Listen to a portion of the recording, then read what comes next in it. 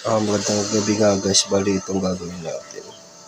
Ito Samsung 32 inches. Ang problema na ito yan nga black and white yung picture niya guys. Yan, black and white siya.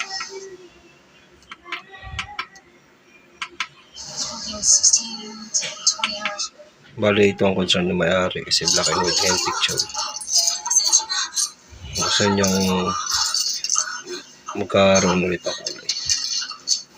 Bali ito guys, chinik ko na to sa settings niya. Yung settings niya. Yan sa media mode. Yan, sa source base. Yan guys. Ayaw niya mag-receive sa AV receiver. Yan nga lumalabas na guys.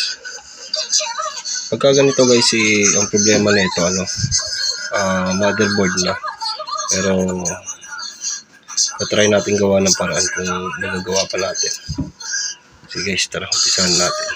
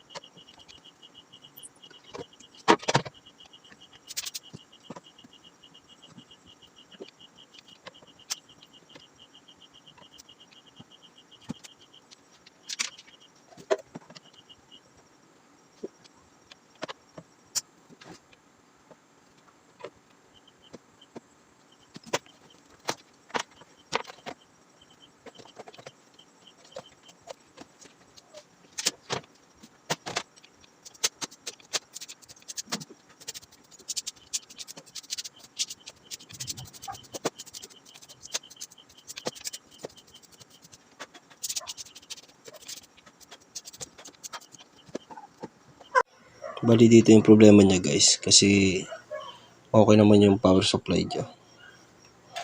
Kasi nag-on naman siya. Bali ito lang problema niya, yung black and white na picture niya, kaya dito lang tayo magpo-focus. Tara, paklasin natin guys.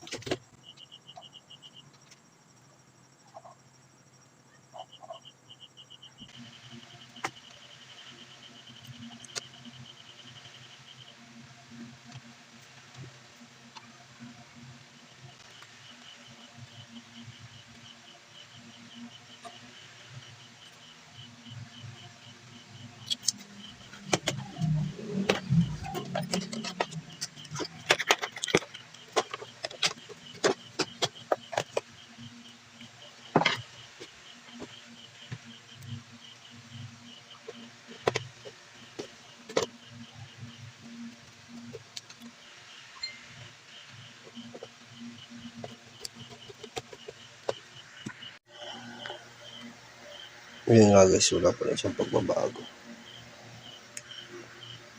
Try ulit natin. Ito na guys, at colored na yung picture niya. Yan. Okay na to guys, bali babalik na natin yung cover niya.